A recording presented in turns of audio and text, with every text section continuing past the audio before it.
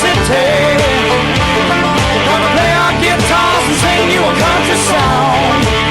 We'll all be flying higher than a jetliner.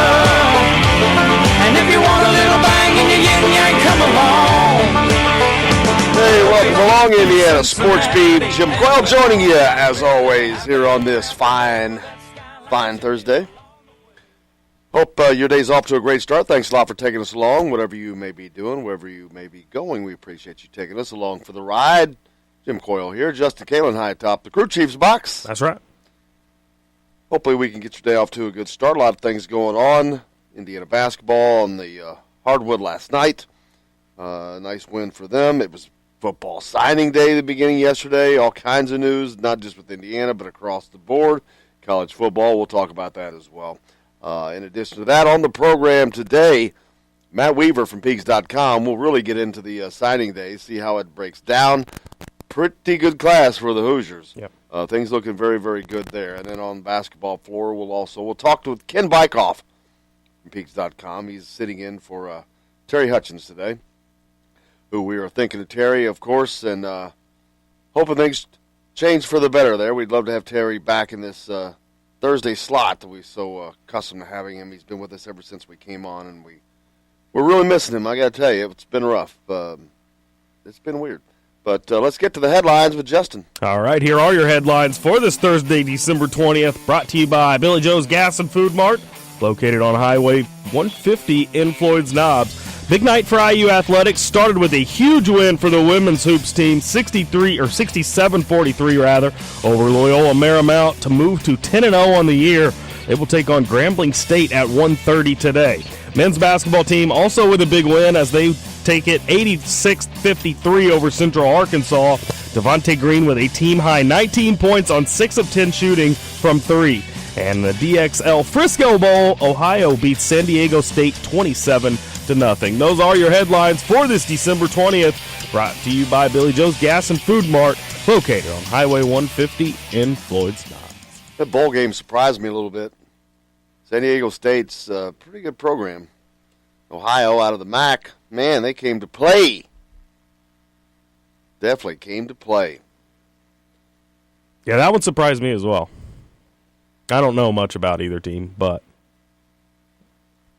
last night on the hardwood, Indiana took on Central Arkansas. 86-53, the Hoosiers. No close games here. Thank God. Last 4 games have been a total of 8 points. A couple of them were a 1-point win. One was a 2-point win. One was a 3-point win. But, yeah, they took care of that last night. Central Arkansas hung around for a minute. Yeah. And then Indiana went on runs that were just unbelievable. The first run was like, I don't know. 19-0, I think. I was going to say, yeah. And then there was another 22-0 run. Yep. Separate. Just devouring them. Devontae devouring them. Yeah. Devontae had a nice night last night. Pressed into service when Rob Fennessy took a knee to the head. Indiana now with another injury. Another player on the sideline. I don't know how long he'll be out. He's in concussion protocol. Yeah. Definitely will miss the next game Saturday against Jacksonville. Will he be available for the opening, or not the opening, but the rejoining of Big Ten play against Illinois on January 3rd? Michigan, right? I think it's Michigan. No, it's Illinois. Is it? Oh, yeah, Illinois and then Michigan. Yeah. But with Rob Fennessy out, Devontae Green afforded a lot more time, and I'll be honest with you, Al Durham didn't see as much time as I thought. Still played 25 minutes, though. But Devontae lighting it up from outside, man. Behind the arc, he was on fire. He was 6 of 10. So 60% for those of you not good at math. Yeah, but here's the problem. You got a guy shooting 60%. You know what they shot as a team? 37%. They didn't take very many other than Devontae. 24. So, I mean, he took almost half. Not quite. He took 10 of 24 shots. But he hit 6 of his. You know how many of the other 14 shots, how many were hit? 3. 3. good with the math there. Yeah. So once again, that's the scary part to me, is there could be a little smoke and mirrors there, because every time they have like a great shooting, there's one guy that has an outstanding shooting night, and it's not the team doing it well overall, if you know what I mean. It's not spread out. The free throw line, they were 50%, but There they didn't shoot a lot. no, they shot 10. But is their 2-point percentage so good that it negates the deficiencies behind the arc? I don't know if you could pinpoint it to 2-pointers, but I think a combination of things. Well, it's one or the other. Yeah. I'm just saying they have they're the 7th in the country in 2-point field goal percentage, averaging like 50%.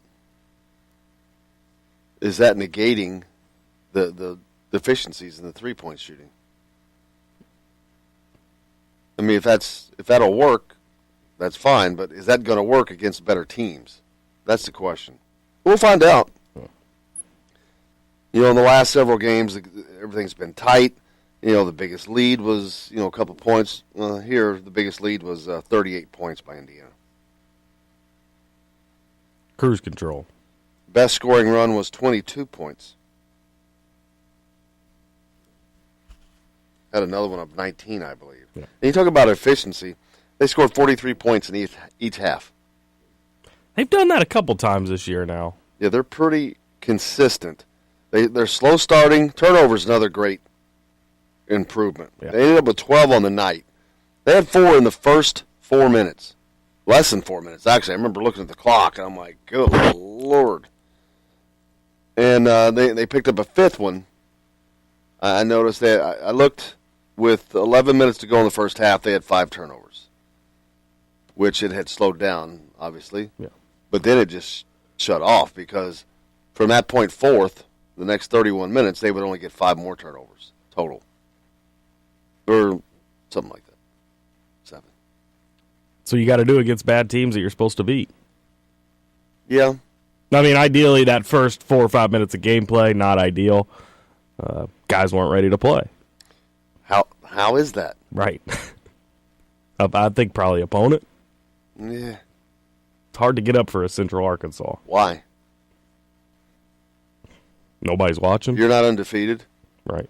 You went to Duke and got slaughtered. You're not the unbeatable team in the country. Should not be hard to get up for anybody. I think the more important thing is the fact that they got it together. And Absolutely. They may not have been ready to come in. I'm not looking for things to pick on. I'm Right. just pointing things out. Sure. Just wondering, curious, if that's going to hurt them going forward. It's a concern. Yeah, slow starts have been a concern all year. Well, not just the slow starting, but the Sloppy play. their success is coming within 7 feet of the basket. If they run into a team that really has a great post presence, I think that could pose a problem. We'll find out, though. I mean, they've overcome everything so far. Yeah. Everything put in front of them, they've overcome it. And maybe that's the mantra of this team. Maybe that's what they do. Maybe they scare you to death with bad outside shooting, but their 2-point shooting is so prolific, and their rebounding, and they cut the turnovers down. A lot of things you can do positive. Yeah. You know, the starters went 22 of 33 last night. Jawan and Justin Smith, they were 10 of 11 combined. That's pretty efficient. That's what you need. The only miss was by Jawan from 3-point. So from 2-point shooting, they were 10. They were 10 of 10. Romeo gets most of his points driving. He was 7 of 14. He had 18 points on the night. But nice night by Devontae.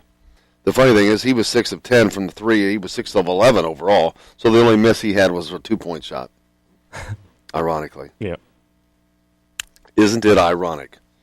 Nice night by Justin Smith, as I said. 5 of 5 from the field, 10 points, 4 rebounds. He's becoming a little more consistently reliable. This is about the fourth straight game where he's had a contributing game, I would say. Yeah, and in the postgame, you actually asked Archie Miller about Justin Smith, and then if he could be that third scorer, and if not Justin Smith, who will be that third scorer? Yeah, Justin did a good job. He was on the offensive glass for one, and then on transition, he really ran and he got out and showed some of the, obviously, his finishing ability. Juwan is Juwan, and around the basket, I mean, he is who he is. And, that third scorer is always going to be by committee with us. I've always felt that way. Tonight it was Devontae. Devontae was able to get out there and play and have an added weapon. Al has been that guy for us. Evan's kind of been that third guy for us as well. So it's going to be by committee. I think the more guys we have that are playing balanced minutes, the more guys we have that are sort of in that stat sheet all about the same. You can't be a 1-2 punch and not have your other guys, being able to take advantage of the plays that those guys can make for you as well. So, Devontae's obviously a veteran, and he's got some capabilities to step in there and help us offensively for sure. Coach Archie Miller talking about that elusive third scorer that Indiana's been in need of and in search of. And I think he's right. It will be by committee. I'd rather that there was one and that the fourth and the fifth was by committee. I think that is what makes a team much more dangerous. I'd agree with that. But we'll see how it turns out. I mean, I got to tell you, early on I was a little disappointed in Justin Smith. Well, Justin Smith's got it together. He's starting to find his role. He's starting to produce every game. Evan Fitzner, kind of disappointed with him. Last night he tried to get his shot off a couple times. I did notice he was really trying. But man, Central Arkansas was not having it. Every time he touched the ball over on the perimeter, they were on him. I remember 2 or 3 times where the ball hits his hands and he's going up in a shooter's motion. But he knows that he senses the defense is there and pulls it back down. And then he went to the post and posted up, and he's got nice touch because he's such a good shooter. He's got nice touch around the rim. Oh, yeah. I think he could use that a lot more and a lot more effectively. But he's got to bang a little bit, which I'm not sure he wants to do. He's more accustomed to hanging out on that perimeter and knocking down some shots. Not sure if he's big enough to do that. Yeah, I'm not sure he's Cliff Marshall didn't have him long enough to put the meat on the bones. But he can definitely mix it up in the middle. He said he's such good touch. And it's good having a 6'10" body in there. Sure. Indiana's not been doing the greatest on offensive rebounds. As a matter of fact, they were out-rebounded offensively by Central Arkansas, 9-7. Been the way for the last couple of games. That's something that I think they need to get shored up as well. Man, a lot of offensive rebounds go the other way. Yep. We need to take a break. We got a lot coming up on the show today. Like I said, Matt Weaver from Peaks.com. We're going to get into the football signing actions, who went where, who's got a great class. Indiana certainly has a good one. We'll talk about that. We'll also talk with Ken Bykoff today. Stay with us. Indiana Sports Beat's back right after this. Ain't that America? Something to see, baby. Ain't that America? Home of the free, yeah. Little big guy. I'm not on the road covering the Hoosiers. You can find me at Bubba's 33 on the northeast side of I-65 at Veterans Parkway in Clarksville. Bring the team in for that post-win meal in the family dining area or just meet friends for a happy hour. Bubba's has bold burgers, hand-tossed pizzas, mouth-watering wings, and a list of select local craft brewers for the coldest beer in town. Bubba's 33 in Clarksville. Burgers, pizza, beer. Many medicines used to treat colds and flu contain acetaminophen. a pain reliever and fever reducer found in hundreds of over-the-counter and prescription medicines. But taking too much or more than one medication containing acetaminophen per day can damage your liver. So always read the label and don't take acetaminophen if you drink 3 or more alcoholic drinks every day. To learn more, visit fda.gov/OTC pain info. A message from the U.S. Department of Health and Human Services Food and Drug Administration. If you're a homeowner and have storm damage to your roof, you want a hometown contractor you can count on and trust. Brooks Roofing of New Albany has been doing quality work since 2006. Check out their work for yourself at brooksroofingin.com. No job is too big or too small, commercial or residential. Brooks Roofing is probably working in your neighborhood right now. Visit brooksroofingin.com or call 812-868-ROOF. That's 812-868-ROOF. Brooks Roofing, the protection you need when nature strikes. We all want a winning smile for those championship photos, and that's exactly what you will get at Reynolds Family Dentistry in Sellersburg. Reynolds Family Dentistry has been serving the dental needs of Hoosier families for over 30 years. Let Doctors Roger and Jay Reynolds take care of your family. Just off of I-65 at 809 South Indiana Avenue in Sellersburg. Call 812-246-3368. That's Reynolds Family Dentistry, 812-246-3368. You know, I think this is the eighth one of these we've had. All right, crew, let's get her done. Honey, you want to give me a hand? I'm planting that tree, remember? No matter how large or small your digging project may be, no matter how urban or rural, you must always call 811 before any digging project. 811 is our national one-call number, alerting your local utility companies to come out and mark any lines they have near your dig site. You must call 811 at least 2 to 3 business days before any digging project, so you can avoid hitting our essential buried utilities. This includes natural gas and petroleum pipelines, electric, communication cables, and water and sewer lines. So before you do this or this, make sure you do this. For digging projects big or small, make the call to 811. Brought to you by Common Ground Alliance. If you want to get your day off to a good start, then stop at Billy Joe's Gas and Food Mart on Highway 150 in Floyd's Knobs. While you're filling your gas tank, you could fill your own tank with a hot breakfast or try one of Billy Joe's daily lunch special. Billy Joe's Gas and Food Mart opens at 5 a.m. and everything is made fresh daily. And if you bring your own mug, coffee is only 50 cents. And Billy Joe's also has free air. The best place to start your day is at Billy Joe's Gas and Food Mart on Highway 150 in Floyd's Knobs. If you want the most comprehensive coverage of the Indiana Hoosiers, you need Indiana Sports Beat with Jim Coyle. Join us each Monday through Friday for interviews with the players and playmakers. Weekly guests like Don Fisher, Terry Hutchins, and Chronic Hoosier. We've got live reports from each game. No one gives you better coverage of Indiana athletics. Indiana Sports Beat with Jim Coyle is available on iTunes and Google Play. You can follow us on Facebook or at indianasportsbeat.com. Indiana Sports Beat with Jim Coyle. We don't miss a beat.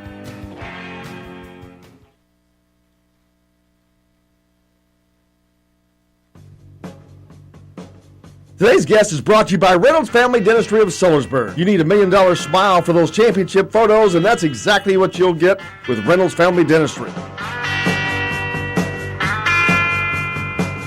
Welcome back to Indiana Sports Beat. Nothing makes you smile more than our weekly visits with Terry Hutchins. Terry, how are you, sir? Well, I bet I'm better than A.J. Moye was doing a live interview this morning. Good Lord. What are you talking about? The guy. Everybody else gets up in the morning. Well, he's in Indy, but he's still on California time, I know. Yeah. Good Lord. He's probably getting like 4 o'clock in the morning in his head. in California it certainly is, but yeah, he's getting married in 2 days there. I know. Are you the best man? Yeah, it was great. It was great. It was great to catch up with AJ on Saturday at the Louisville game. It's been a long time. When I did a book a couple of years ago, I did a book called Missing Banners that looked back on all the years when Indiana had a team that could go to the national championship, or looked like they could, but didn't, or win the national championship. One of the years we talked about was 2002, and I interviewed all the guys from that team, but AJ was great, gave me some great insights on a whole bunch of different things, and it's good to see that he's got he got everything under control and moving in the right direction. And that was great to see him this weekend. Yeah, and he's really wanting to get. Well, he's in coaching, but collegiate coaching is something that's on his mind, and he would love nothing more to be at Indiana. He made no bones about that, so that would be a great thing to see one day. Yeah, absolutely. He mentioned that to me as well, that he really thought that he would probably end up more than likely settling back in Indiana. And, he's a guy that he's a great motivator, and I'm sure he would be really great with young kids. What's your favorite A.J. Moye story? There's so many. And Terry Hutchins probably has more IU stories than any human walking the planet. Great stories, some of which you can't tell, but still, so lots of great stories. A.J. Moye stories.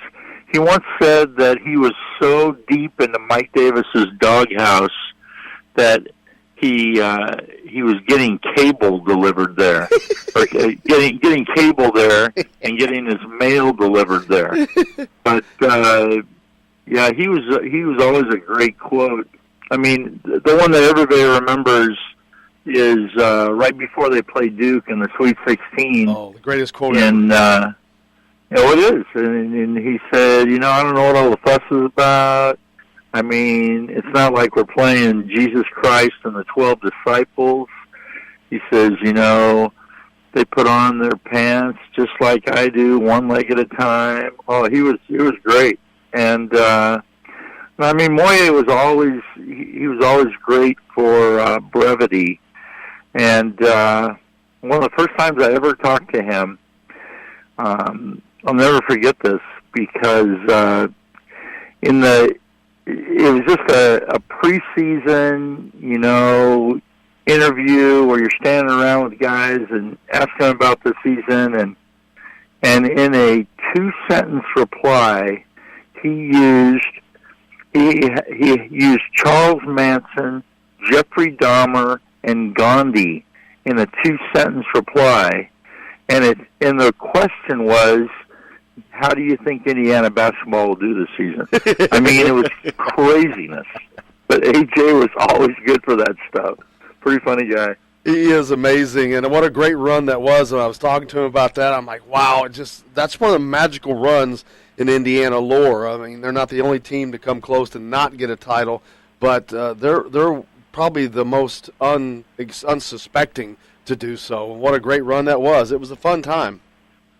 It was. I mean, when you look at it, I forget what they were for sure going into Big Ten play, but it was like 8-7 or 7-6 or something like that. And Tom Coverdale talked about how they had a players-only meeting as they went into the Northwestern game to open the Big Ten that year. And the players-only meeting was, at that point, they had a run of like 17 or 18 years in a row of making the NCAA tournament. And they had a players meeting where the topic was, hey, we don't want to be the team that ends that run, so we need to figure this whole thing out. And I still think George Leach becomes the most valuable player on that team for what happens in the opening tip of the Northwestern game to open Big Ten play. Because on the opening tip, George Leach goes up and he comes down and he sprains his ankle. And that was what made Jared Odell a starter on that team. And I really think, you can look back at, that team really got good once Odell got into the lineup, and he had so many good games down the stretch and had a couple in the NCAA tournament as well. And that's a great team, because people forget that was a team that needed to win on win in the last game of the Big Ten season to finish in a 4-way tie for first, and there was still a 5 seed in the NCAA tournament. And boy, it made a great run, and no one thought they'd get past Duke, obviously, in the Sweet 16. nobody thought they'd get past USC in the second round, except for UNC Wilmington knocked off USC and kind of made Indiana's road to the Final Four a little bit easier. AJ mentioned that specifically as well, but yeah, what a great run it was. And then also another, on a somber note, Eric Anderson, Hoosier Nation lost him, another great player from another team that was close to winning a national championship that Indiana came so close to. But what a great team that was, but what a great teammate he's remembered as being. I've never heard anything but great things said about Eric Anderson. Yeah, you know, it's interesting how people are remembered in death sometimes is, you know, all you hear is all these wonderful things about somebody. But, I mean, Eric Anderson, I truly believe it was genuine. We heard an outpouring from so many different people. I think that Brian Evans quote was the one that got me, was he talked about, you know, what one of the things he learned from Eric was how to be a great father, and what a great father Eric Anderson was to his son Sam, who I believe is 20 years old. But you know, yeah, you hear one thing after another about him. I wrote a column in CNHI newspapers today, and it's kind of a depressing column, I'll admit it. But, you know, I look back at, you know, Eric Anderson is the 6th IU basketball player that I know of in the last, I don't know how many years. Let's see, probably 13 years. 6th former IU basketball player who's died before the age of 52. I mean, that is staggering. I mean, one is too many for that list. But you're talking, I mean, this is going back to Jason Collier in 2005. Yeah, he only played 1 year at IU, but he still played at IU before transferring to Georgia Tech. And he died while he was a member of the Atlanta Hawks. You had Neil Reed, obviously, who died in California. You had Daryl Thomas. Daryl Thomas was this past March. And then I can't believe they're escaping me now. One was James Hardy. Again, only played 1 year of basketball at IU and was known more for his football career. You know, but he died a few years ago as well. And, yeah, I mean, it's just, just too many guys that have died way too young. Absolutely. It's always a sad note, but especially when they're younger than they should be. And you mentioned your books. You've got so many of them out. That would, if you're looking for a Christmas gift, there you go. Terry's got a litany of books out. What was your latest book that you put out? So I wrote 2 children's books that came out this year, and I laugh because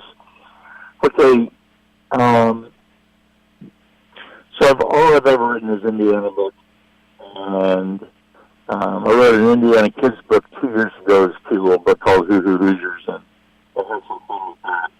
And anyway, so then I did that, and then came back with a kids book this year called When I Grow Up, I Want to Play at Indiana. And so I laughed because I also did the Purdue version of it called When I Grow Up, I Want to Play at Purdue. I'm not sure how I wrote a Purdue book, but I did. And the Purdue kids out there as well, that'd be a fun little book for them. It's actually, the book's going really well. It's only been out, the Purdue book's only been out for a little over a month. The Indiana book for about 2 months. But yeah, I mean, those are the 2 new books. I've got plenty of adult books too.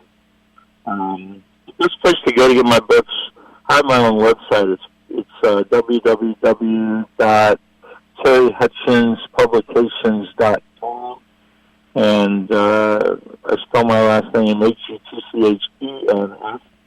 And yeah, you can go in there and you can get I mean, I discount most of my books except for my brand new ones in there, and there's a way that I can personalize them to you, and that's a good way to go. And I mean, you're right, I've got 13 books now. Have a lot of fun stuff, and then since you give me a form here, let me put one more thing too, and that's today from 4 to 8. I'm doing a book signing in Columbus, Indiana, on the square at Viewpoints Bookstore, and it's a fun little story because when I did this event in 2016, and I read to the kids, and this little boy came up to me afterwards and he said, "Hey, how do you pick the names for the kids in your kids' book?" And I said, "Well, I mean, the two boys on the couch in that one were my own sons, Brian and Kevin." And he's like, he's like 8 years old. He's like, "Oh, that is so cool." He says, "If you ever write another kid's book, will you put me in it?" I said, "Sure." So wrote down his name, his mom's information, the whole thing. Anyway, when I wrote this one, I ended up using him. His name is Nolan, and his little sister is Addison. So Nolan and Addie are the main characters in this book.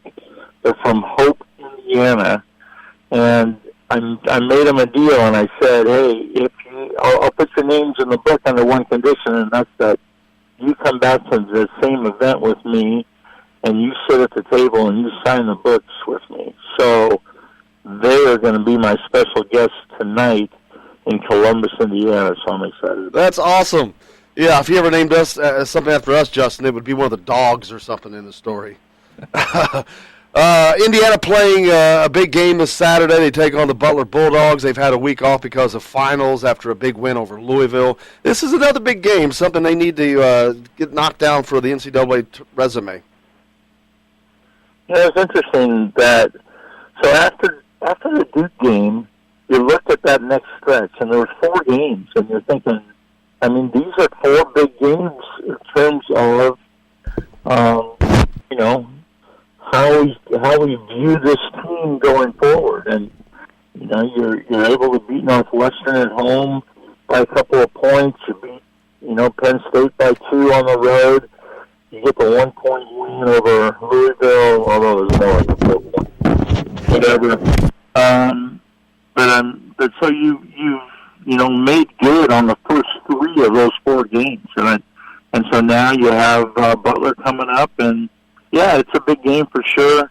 Indiana's always had troubles with Butler, in this event, and should be a great atmosphere Saturday in Bankers Life. You have Purdue and Notre Dame first at around 1:30, and then you have Indiana and Butler around 3:45. But no, I love the Crossroads Classic. I think it's a great event.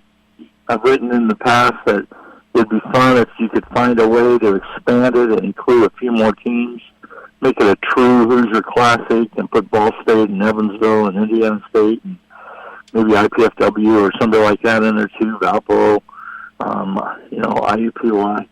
If there was a way to make it a true Hoosier Classic, it would be cool. But even as it is right now, I love the format where you play, you play either Butler. If you're Indiana, you play Butler or Notre Dame every year. And, I think this is the 8th one of these we've had. And so it seems like it's an event that's here to stay. I agree. Terry Hutchins from CNHI Papers. Make sure you check him out today. Columbus, Indiana, and special guest for his special book signing. Terry, thank you so much for joining us. That was our good friend of the show and good friend, period, Terry Hutchins from last week. I wanted to hear that again. It was a great. All right, take care, guys. Thank you. Terry Hutchins from CNIH. Nice. You said you wanted to hear it again. There we go. Our good friend from last week.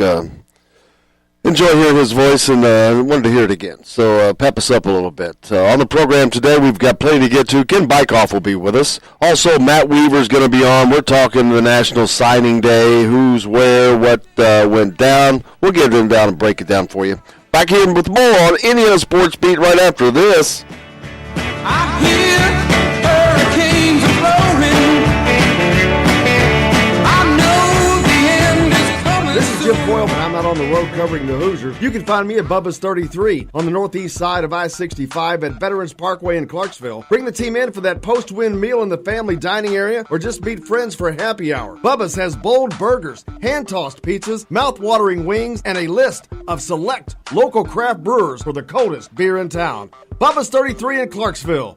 Burgers, pizza, beer.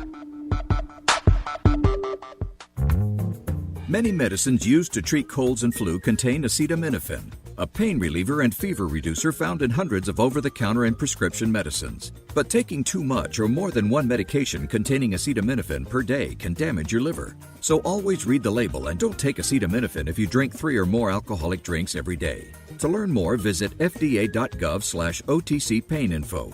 A message from the U.S. Department of Health and Human Services Food and Drug Administration. If you're a homeowner and have storm damage to your roof, you want a hometown contractor you can count on and trust. Brooks Roofing of New Albany has been doing quality work since 2006. Check out their work for yourself at brooksroofingin.com. No job is too big or too small, commercial or residential. Brooks Roofing is probably working in your neighborhood right now. Visit brooksroofingin.com or call 812-868-ROOF. That's 812-868-ROOF. Brooks Roofing, the protection you need when nature strikes. We all want a winning smile for those championship photos, and that's exactly what you will get at Reynolds Family Dentistry in Sellersburg. Reynolds Family Dentistry has been serving the dental needs of Hoosier families for over 30 years. Let Doctors Roger and Jay Reynolds take care of your family. Just off of I-65 at 809 South Indiana Avenue in Sellersburg. Call 812-246-3368. That's Reynolds Family Dentistry, 812-246-3368. All right, crew, let's get her dug. Honey, want to give me a hand? I'm planting that tree, remember? No matter how large or small your digging project may be, no matter how urban or rural, you must always call 811 before any digging project. 811 is our national one-call number, alerting your local utility companies to come out and mark any lines they have near your dig site. You must call 811 at least 2 to 3 business days before any digging project, so you can avoid hitting our essential buried utilities. This includes natural gas and petroleum pipelines, electric, communication cables, and water and sewer lines. So before you do this or this, make sure you do this. For digging projects big or small, make the call to 811. Brought to you by Common Ground Alliance. If you want to get your day off to a good start, then stop at Billy Joe's Gas and Food Mart on Highway 150 in Floyd's Knobs. While you're filling your gas tank, you could fill your own tank with a hot breakfast or try one of Billy Joe's daily lunch special. Billy Joe's Gas and Food Mart opens at 5 a.m. and everything is made fresh daily. And if you bring your own mug, coffee is only 50 cents. And Billy Joe's also has free air. The best place to start your day is at Billy Joe's Gas and Food Mart on Highway 150 in Floyd's Knobs.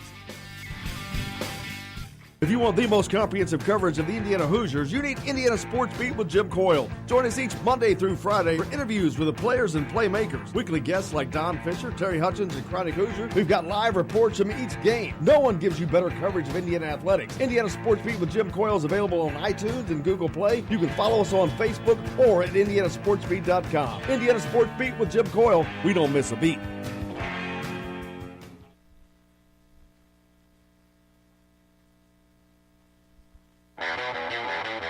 This hour of Indiana Sports Beat is brought to you by Bubba's 33 in Clarksville. With hand-tossed pizzas, bold burgers, and ice-cold beer. Bubba's 33 in Clarksville. Pizza, burgers, beer.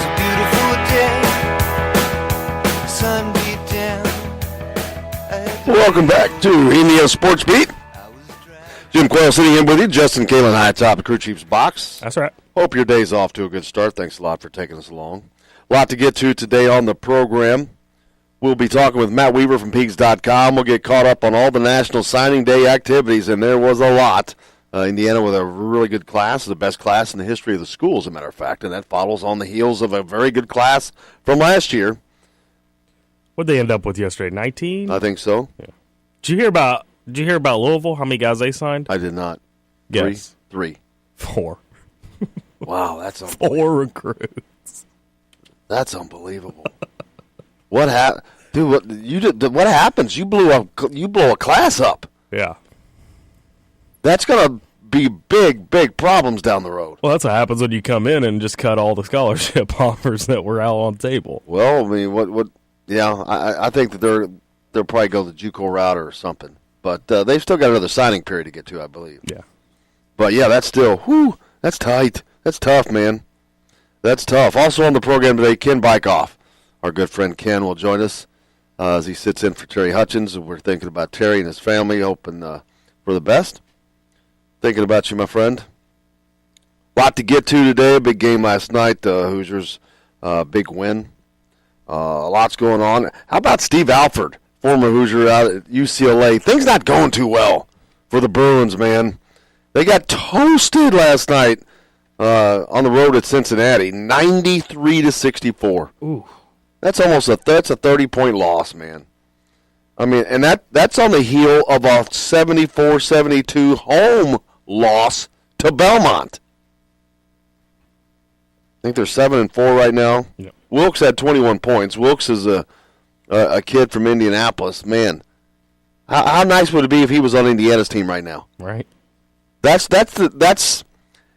you want to talk about the importance of Archie Getting, Romeo, of Archie Getting, Trace Jackson Davis, of Archie Getting, hopefully maybe Keon Brooks, Armand Franklin.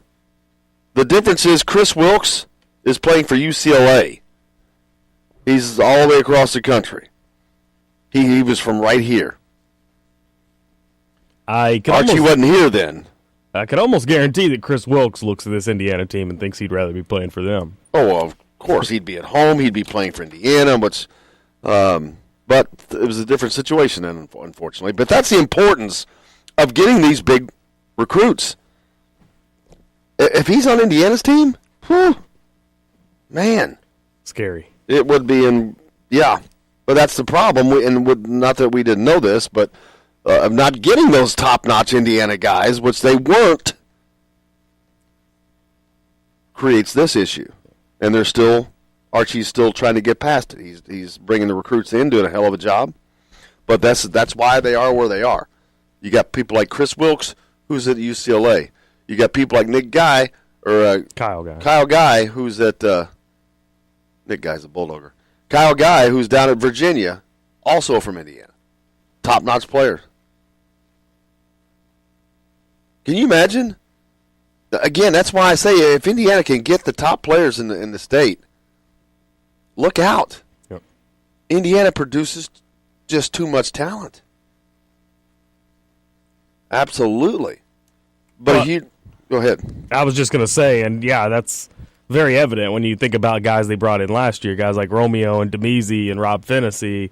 And then you take a sneak peek at next year's class. You got Trace Jackson Davis, Armand Franklin, and like you said, hopefully Keon Brooks. That just shows you the talent that's in Indiana, and you could absolutely win with that talent. Absolutely.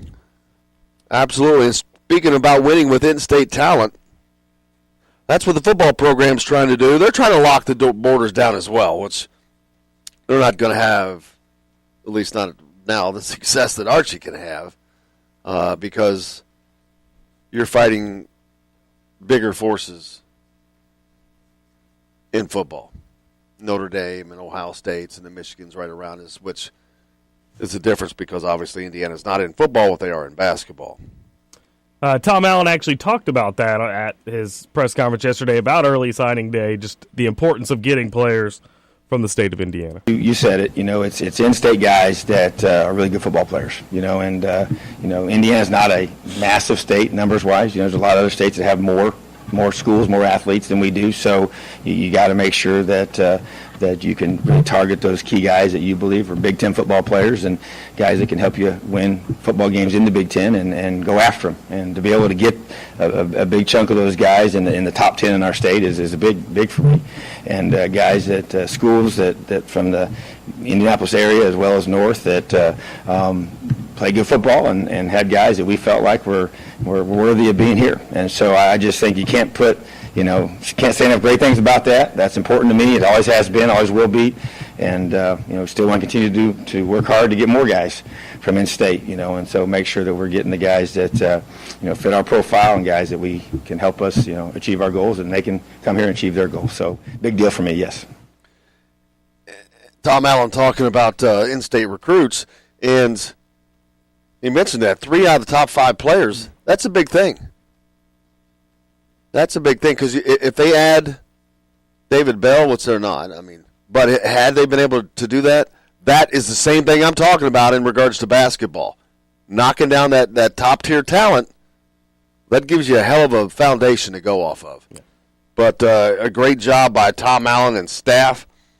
One of those guys they brought in was Cameron Williams, a linebacker from Andrean High School, Dan Dockage fame.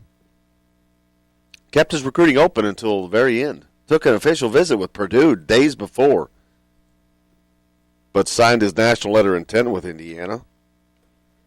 He comes in Bloomington as the 7th highest rated recruit since 247 began rating those players. He's just behind new classmate Bo Robbins. And then both of those guys are below, I forget who it is, somebody else. There's the second highest recruit they've ever had. I haven't delved into it as much as I should have yet. I'm watching the Kane coach in the TV's on in the background, the ESPN. He went nuts against Penn State last night. Did they end up winning, or did Penn State come back? I'm going to guess that Penn State wins this with 5 seconds left. They just hit 3 straight free throws, or they've been hitting free throws. But he was going nuts. I haven't seen the story. I saw it, but I haven't got to read it yet. They did win. How about that? What's that, Penn State? Yeah. They were down, I think, 4 at half. But Tom Allen doing an unbelievable job. And that's a huge get, because that's a defensive side. That's a defensive player. They've really lit it up with offensive players. Man, they've added more and more high. I think 4 stars they signed. Unbelievable. But I know we'll talk to Matt Weaver later. I think he thinks the biggest get for him was Matthew Bedford, an old lineman from Tennessee, because of who they beat out to get him. Did you see the coach's room waiting on that Matthew Bedford commitment? I did not. You didn't happen to see that video? So Matthew Bedford committed to Indiana.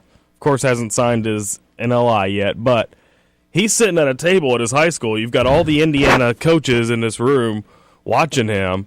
He's got 3 hats in front of him. If the dude committed to Indiana, why in the hell are there 3 hats in front of him and he's still making a decision? Why are we acting like none of this happened earlier in the year where he said, I'm committed to Indiana? And that's not just him. It's the way college football is now. You're open to being able to be recruited until you actually sign that national letter of intent. I'm just not a big fan of it. Well, I'll tell you this, and Tom Allen talked about this in the press conference yesterday about Samson James. Samson James was committed to Ohio State. Now, he said that they stayed in contact with him.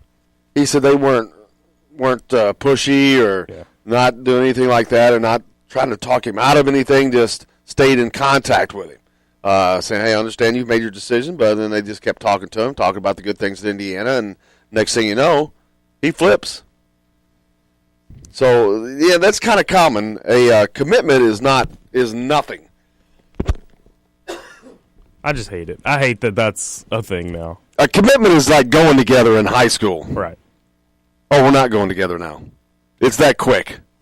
You want to go together? We're broken up. That's how fast those things go. So, yeah, that commitment is doesn't mean jack until that thing is signed. Is that what y'all called it back in the day, going together? Yeah. I didn't call it that. I didn't make that up.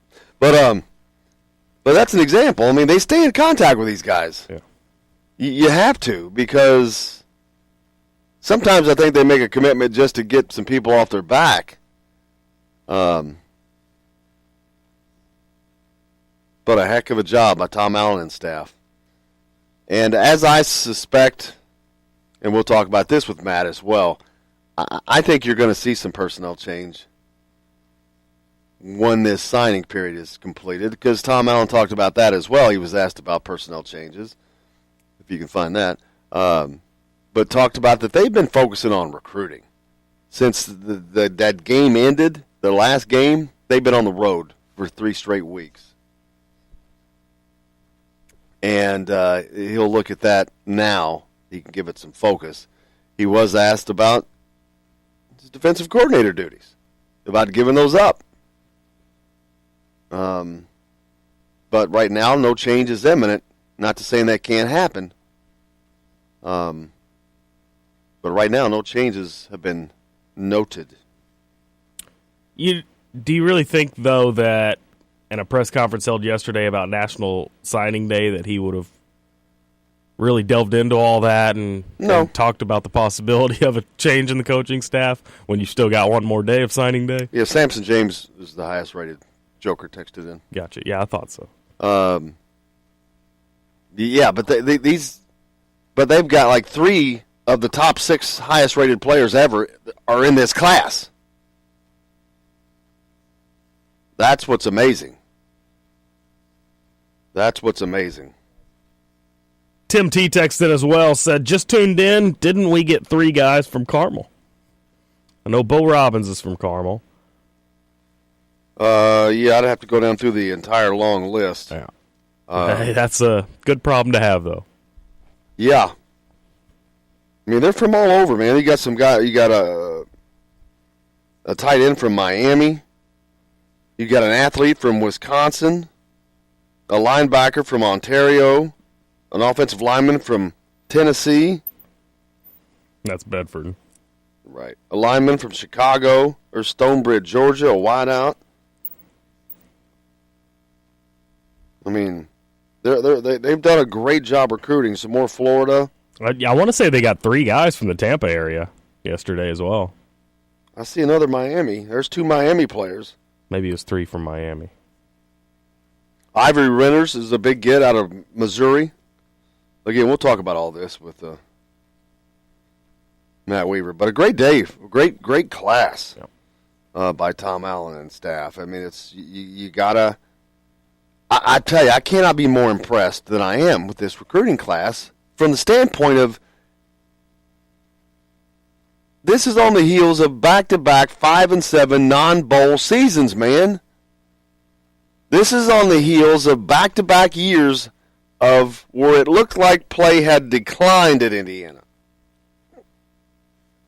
So to be able to land this class is utterly amazing to me. And I think is just an incredible job by Tom Allen and staff. I mean, you want to talk about relentless. Man, I'm impressed. Well, and we were saying a lot of the same stuff last year. I mean, coming off of a 5-7 season once again then, wasn't last year's class the best in Indiana football history up to date? So for them to turn around and do it yet again this season, it's kind of weird. There's not ever, in my lifetime anyways, been a whole lot of excitement about football recruiting. And now, past couple of years, it seems like it's picking up some steam. People are actually starting to pay attention to this football recruiting, who Indiana's getting, and they honestly truly care if the guys are coming from, whether they're coming from Florida, whether they're coming from Indiana, as long as they can compete for Indiana, which, looking at the rankings, and I know rankings don't mean much, but should be able to compete for Indiana and help them win some ball games. Yeah, feel free to hit us up on the text line. You can do that anytime, 812-269-6367. Let us know what you're thinking, comments, questions. Questions for the guests. Kevin hit it up. The only IU flip went to U of L. Yeah, they lost 1 commitment. Well, that's another great. Not only they lost 1 commitment, but I think they picked up 2. Unexpected. So that's a +1 for them. So one of Louisville's 4 recruits came from Indiana? Yeah. That's ridiculous. Just kind of funny. Yeah, I forgot about that. But great day. Yeah. A lot better day than Louisville, apparently. Wow. That would just I wonder what they're thinking. Uh-oh. Yeah. Hit the JUCO trail, man. Fast. Graduate transfers. That could be lucrative, though. Lucrative? Get the right guys. What could be lucrative? The JUCO route. Oh, you mean just landing some good players? Yeah, well, but still, it prevents you from getting your team going the way you want it to go because you're not getting the players per se that you want to have in your program. You're having to hodgepodge things in that way. Messing up them recruiting numbers like we talk about. Joker also texted in, 5-7 means if you are a good player, you have the opportunity to start as a freshman. Another good point. Yeah. Well, a lot of freshmen did play last year. That and on top of the fact that you've got this new transfer rule, and it has helped teams like Indiana. And, yeah, there's a valid point to there, what Joker says. I mean, it's a lot of guys played last year. And Tom Allen was asked about specific guys out of his class that could potentially contribute. And he acknowledged it's just too early to say because you just don't know yet. I mean, this is way too early, of course. But he said if you'd asked me last year if Ronnie Scott could go for 1,000 yards, Stevie Scott rather, he said no. I didn't think that. Well, they didn't even know. Which I love. The freshmen usually they're full of balloons and air and just say, oh, well, yeah, I had confidence in him that the young man could do that. No, he said no. I didn't expect that. He was honest. Well, and if you remember right, when Stevie Scott came in last year, they didn't know if he was going to be a linebacker or a running back. We're late for a break. We got to hit a break. We got more coming up here on Indiana Sports Beat. Stay tuned. Ken Bykoff and Matt Weaver coming up right after this.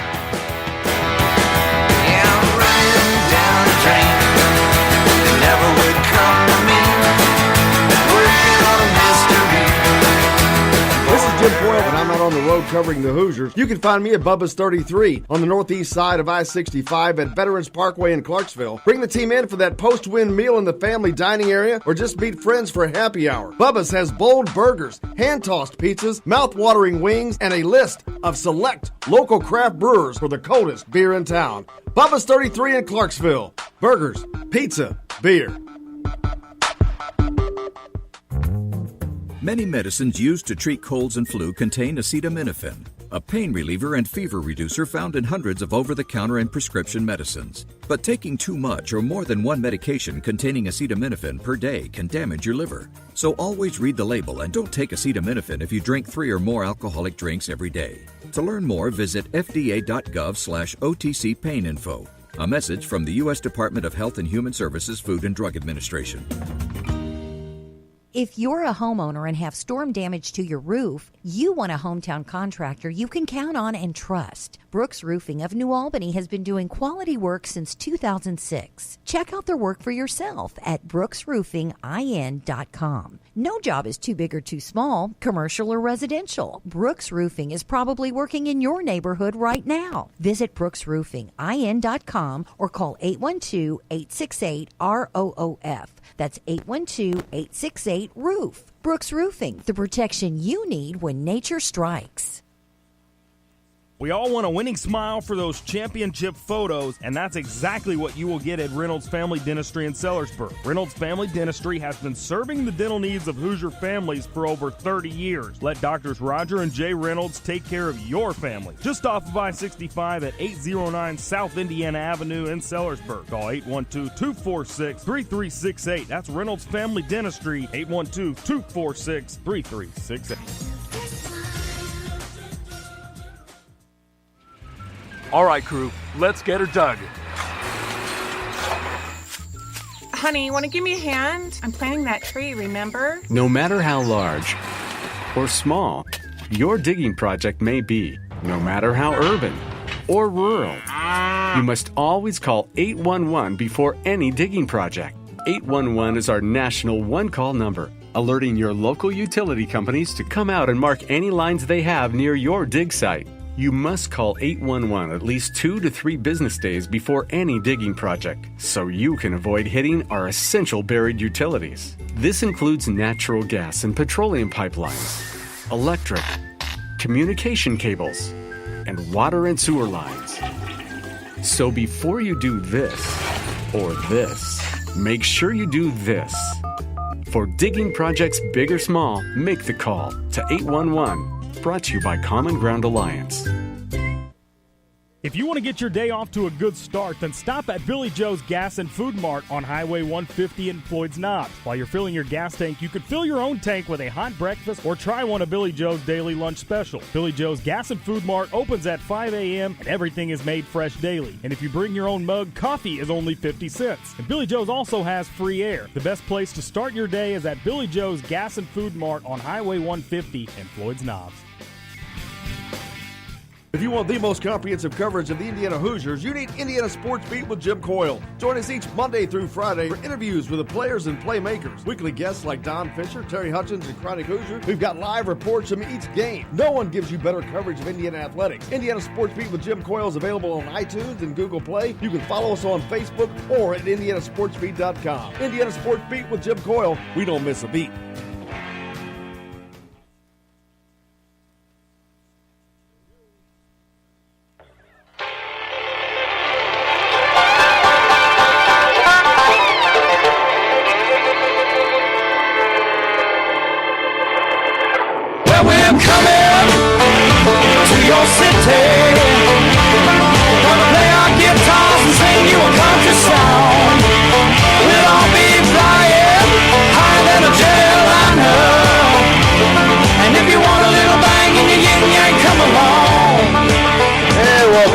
Sports Beat. Thanks a lot for taking us along wherever you're going, whatever you may be doing. Appreciate you taking us along for the ride. Jim Coyle sitting in here with you as always. Justin Kalen high atop the crew chief's box. That's right.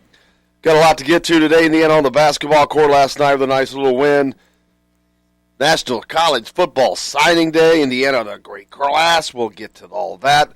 Matt Weaver's on the show from Peaks.com to talk about that with us to help us break it down. And Ken Bykoff joins us. We'll talk some basketball and reminisce about our friend Terry Hutchins, who I wish was here today. We were thinking about him very much so. Terry normally on the program with us here on Thursdays. Of course, he's battling in a hospital room up in Indianapolis after having a crash this week, and we are thinking of Terry and his family very much so and miss him a lot. And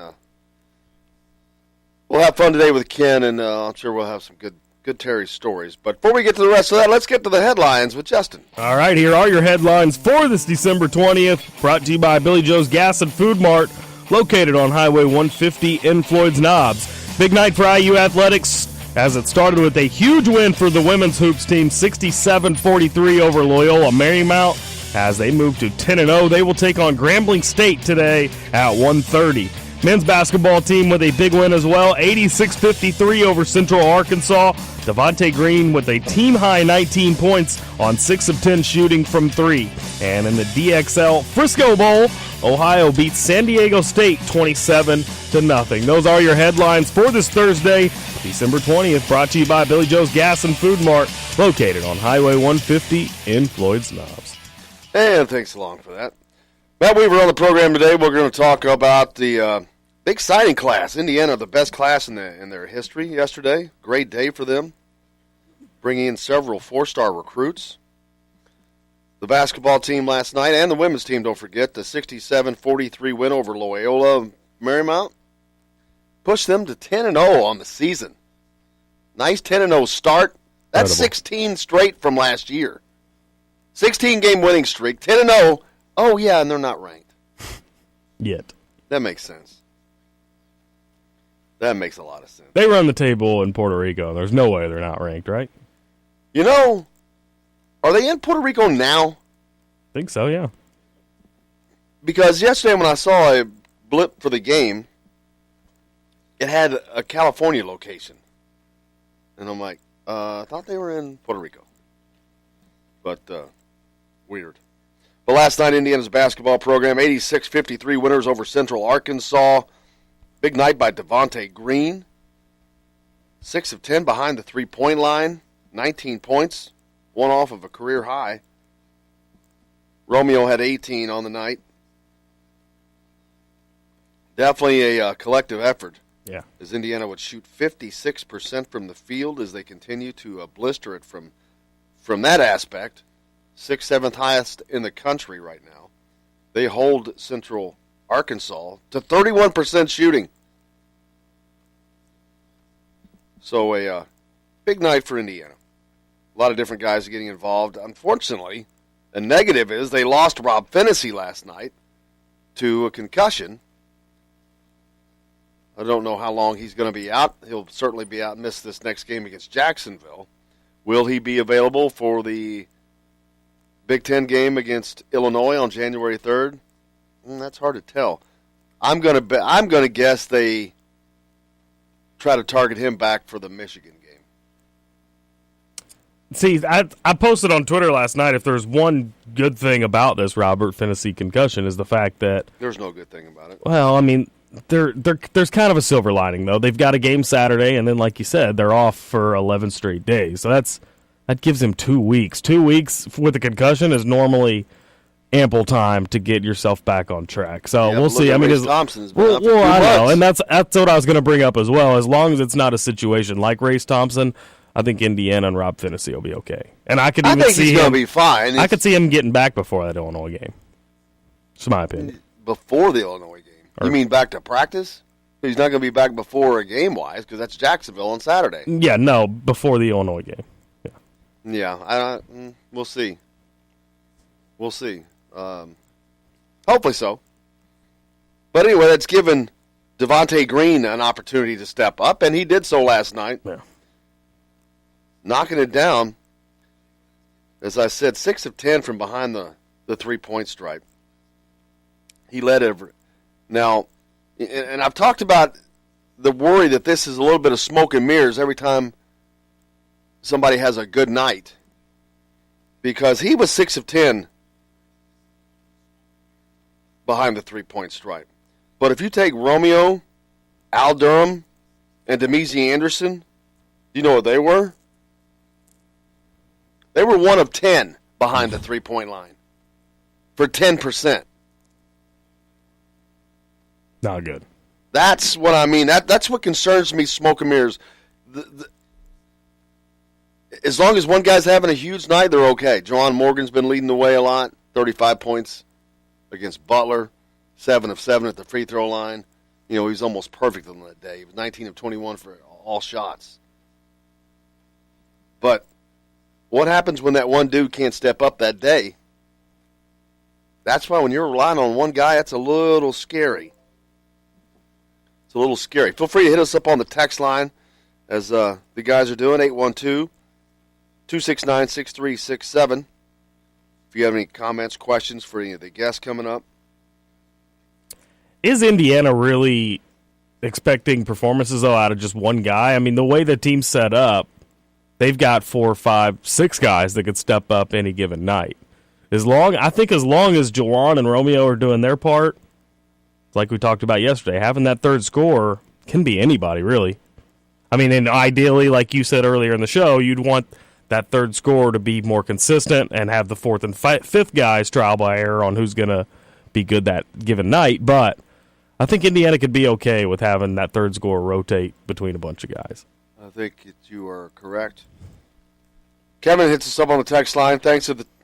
At the time of the crash, the Archie Miller Show was on, and I was writing some notes I was going to send to Terry, so the timing was weird for me. Yeah, it was weird for all of us, trust me. Joker also texts in, watching Romeo the last couple of games on defense, he does a great job on keeping his eye on the player he is guarding while he is actually watching where the ball is. And where the ball is dictates how close plays to the guy he is defending. How close he plays to the guy he's defending.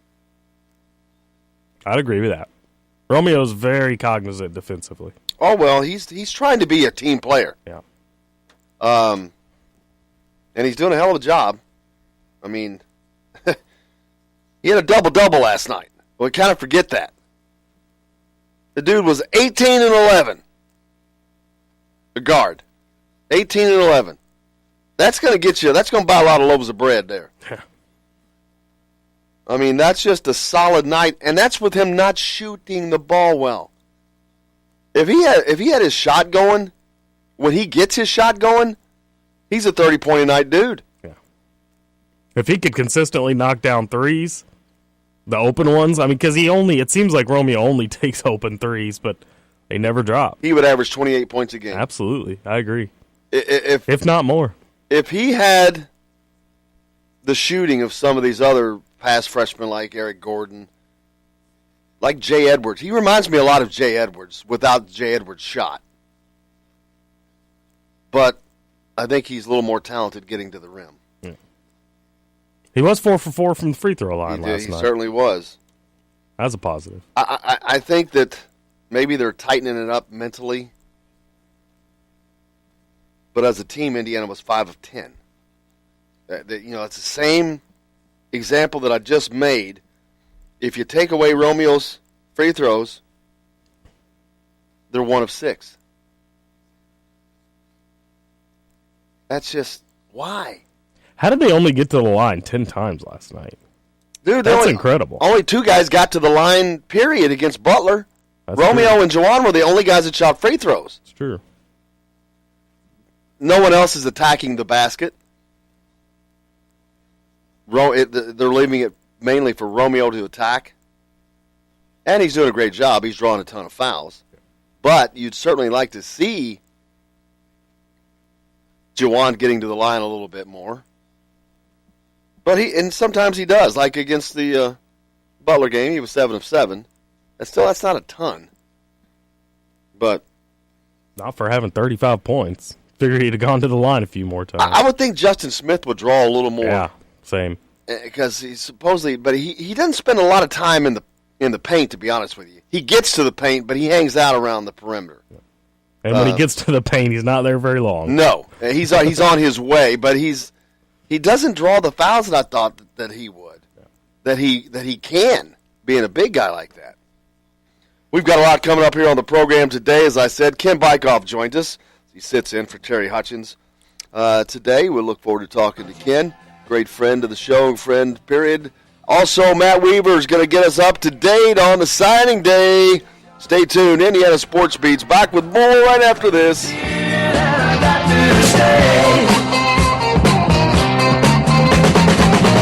Touching down in New England town. This is Jim Boyle. I'm out on the road covering the Hoosiers. You can find me at Bubba's 33 on the northeast side of I-65 at Veterans Parkway in Clarksville. Bring the team in for that post-win meal in the family dining area or just meet friends for happy hour. Bubba's has bold burgers, hand-tossed pizzas, mouth-watering wings, and a list of select local craft brewers for the coldest beer in town. Bubba's 33 in Clarksville. Burgers, pizza, beer.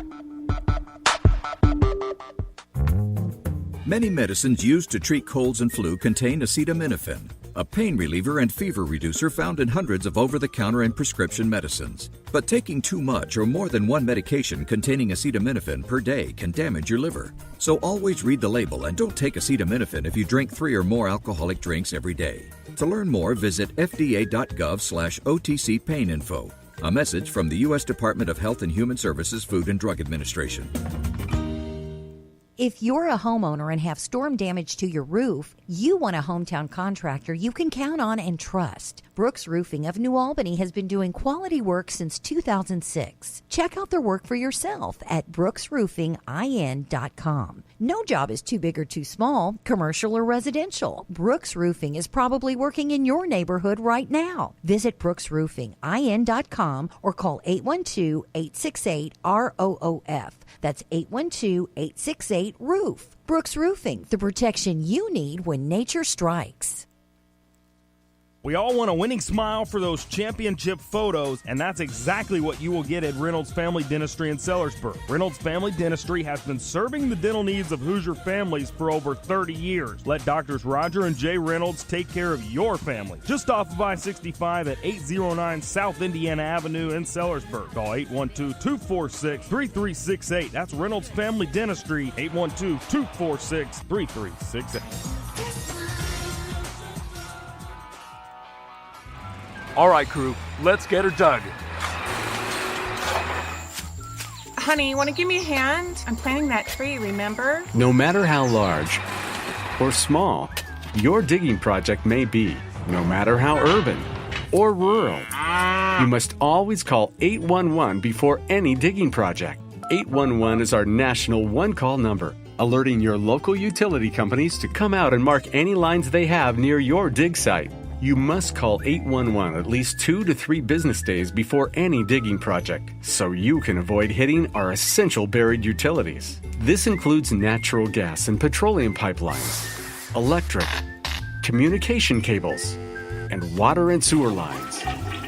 So before you do this or this, make sure you do this.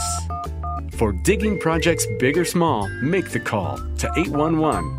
Brought to you by Common Ground Alliance.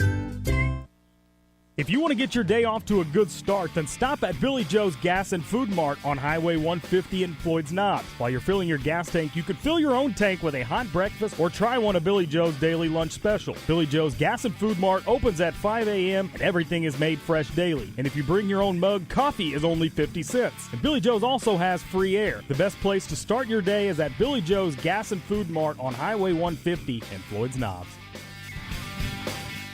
If you want the most comprehensive coverage of the Indiana Hoosiers, you need Indiana Sports Beat with Jim Coyle. Join us each Monday through Friday for interviews with the players and playmakers. Weekly guests like Don Fisher, Terry Hutchins, and Chronic Hoosier. We've got live reports from each game. No one gives you better coverage of Indiana athletics. Indiana Sports Beat with Jim Coyle is available on iTunes and Google Play. You can follow us on Facebook or at indianasportsbeat.com. Indiana Sports Beat with Jim Coyle. We don't miss a beat.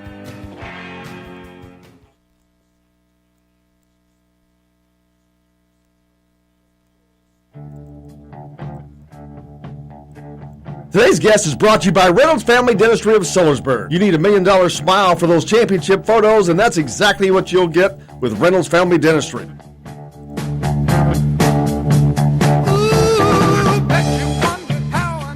Hey, welcome back to Indiana Sports Beat. Joined now by Matt Weaver, our friend from Peaks.com. Matt, how are you, sir? I'm doing okay. How you guys doing? Good, good. Busy day for you yesterday, man.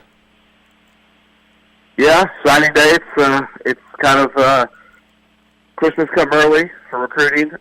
So that used to be just once a year. Now we got it twice, but this early one has kind of replaced the February one as the main signing day. And some guys still wait until February, but majority of the guys are signing in this December period. So it's kind of changed things up a little bit, but it's a fun day, and always excited to see who Indiana brings into the program. Yeah, yesterday at the press conference yesterday afternoon at Indiana with Tom Allen, he was very happy, argued with good reason. Great class that they brought in, the best class in the history of the school, which I was talking about this earlier. Man, I don't care what anybody thinks of Tom Allen. The fact that he can have this class at his level on the heels of back-to-back 5 and 7 seasons at Indiana is mesmerizing to me. I think it's incredible. What an incredible recruiting job. Yeah, and I've said that. A lot of these coaches, or a number of these coaches, especially on the defensive side, really, were here when Kevin Wilson was the head coach, and then obviously you had changeover on the offensive side. But the one consistent theme has been these guys can really recruit.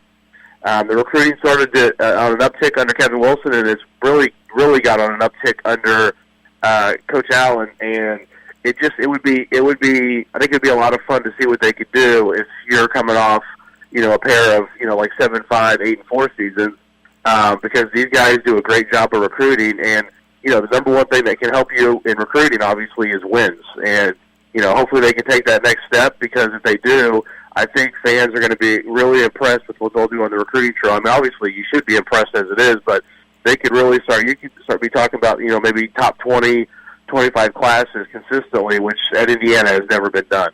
Yeah, it's crazy, and I got, like I said, I'm just take my hat off, take a bow to Tom Allen. How in the world can a guy who's never been a head coach, who is at Indiana, is coming off of back-to-back 5 and 7 seasons after going to 3 straight bowls? How in the hell do you manage to pull off a class like this? He has almost willed these guys into the fold.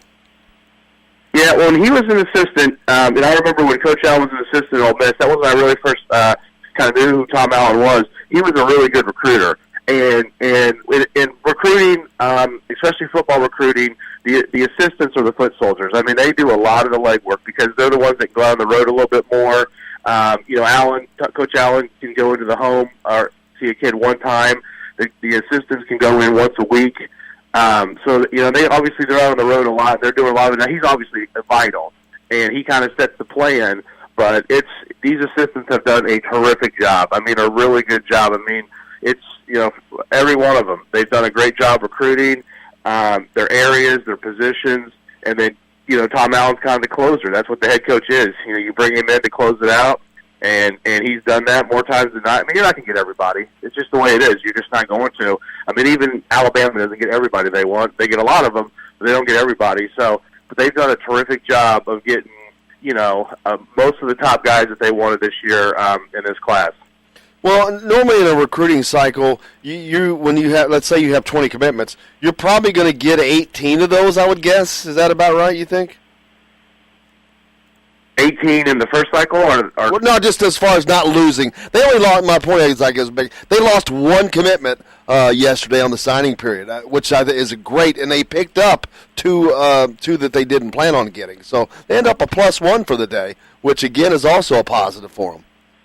Yeah, and that's something, you know, everybody has decommitments. That's just in football. It's unfortunately that's the way it is. You know, basketball, there's kind of that gentleman's agreement that when a player commits, his recruiting's over. Now, in football, I mean, football coaches will say, some have said they like when a guy commits to another school because then they know who the competition is. You know, when a kid's got a list of like a top 10, you don't really know who your true competitor is. But when he commits to, you know, XYZ, well, then you know who the competition is. I mean, it actually gets ramped up when a kid commits. I mean, Kevin Wilson always used to say you got to recruit your committed guys harder than the uncommitted guys, which to me is a bit crazy, but you really have to. So yeah, they've done a good job of not losing a lot of guys, and like you said, they picked up. You got Antoine Whitner and Cam Williams yesterday. I guess you could throw Warren Harrison there, although I think they kind of knew he was coming.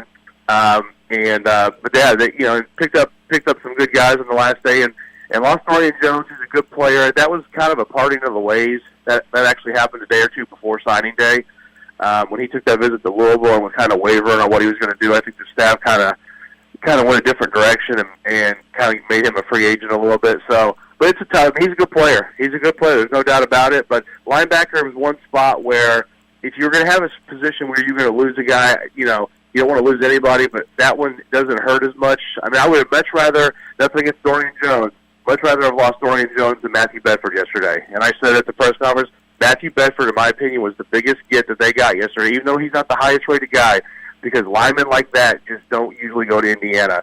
And I think he's going to be a really, really good player. And one of the things I remember yesterday when we were talking about that, you pointed out that it's the people that he turned down to go to Indiana. Yeah, South Carolina, Mississippi State, they were all over him. And South Carolina was, you know, Coach Allen kind of joked about being at an event Tuesday before, last Tuesday, a week ago, Tuesday, they were down at his banquet, and the South Carolina staff was there. And I think basically it's just kind of like a staring contest. I mean, it's kind of awkward, you know, and you know, they were there, and the IU staff was there, and they wanted him bad. And they did a good job. South Carolina did a good job. Obviously, it's the SEC.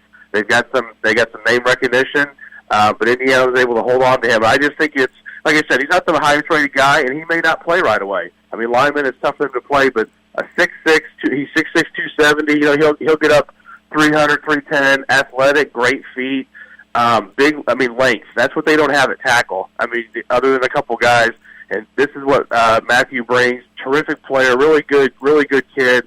You know, comes from a good family. This is to me, it was just holding on to him was huge because that's where Indiana. It's the hardest thing to recruit Indiana. I mean, everybody can get skill players, but linemen on both sides of the ball, man, those are so tough to get.